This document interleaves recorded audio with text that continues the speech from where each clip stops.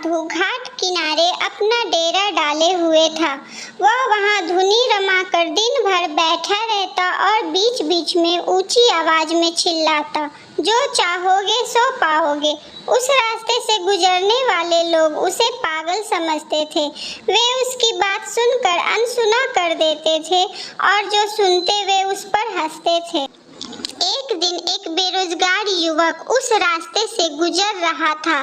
साधु की चिल्लाने की आवाज उसके कानों में भी पड़ी, जो चाहोगे सो पाओगे, जो चाहोगे सो पाओगे।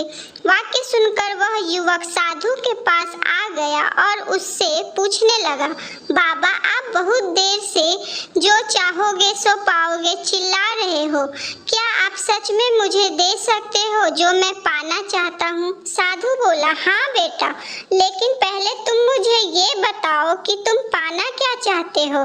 बाबा मैं चाहता हूँ कि एक दिन मैं हीरो का बहुत बड़ा व्यापारी बनूं। क्या आप मेरी ये इच्छा पूरी कर सकते हैं?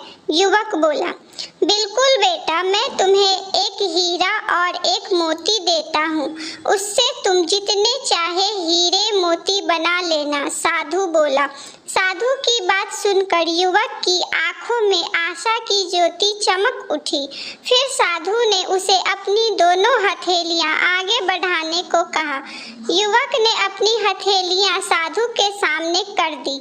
साधु ने पहले उसकी एक हथेली पर अपना हाथ रखा और बोला, बेटा ये इस दुनिया की सबसे अनमोल हीरा है, इसे समय कहते हैं। इसे जोर से अपनी मुट्ठी में जकड़ लो, इसके द्वारा तुम जितने चाहे उतने हीरे बना सकते हो।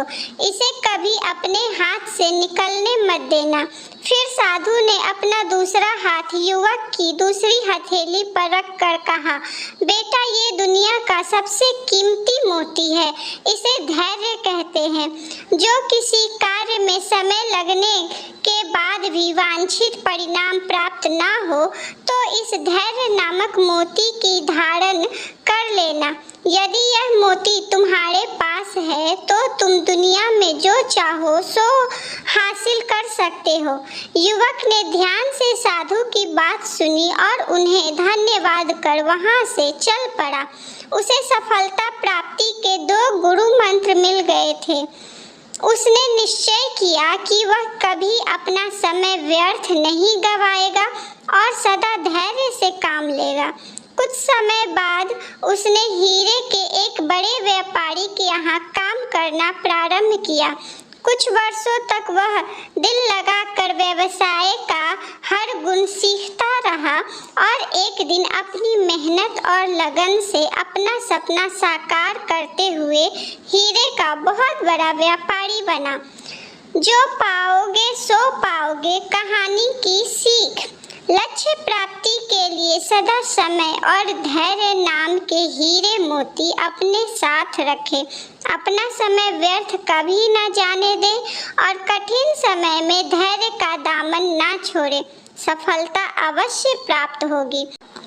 दोस्तों, अगर आपको ये कहानी पसंद आई हो तो वीडियो को like, comment, share and channel को सब्सक्राइब करना बिल्कुल भी ना भूलें।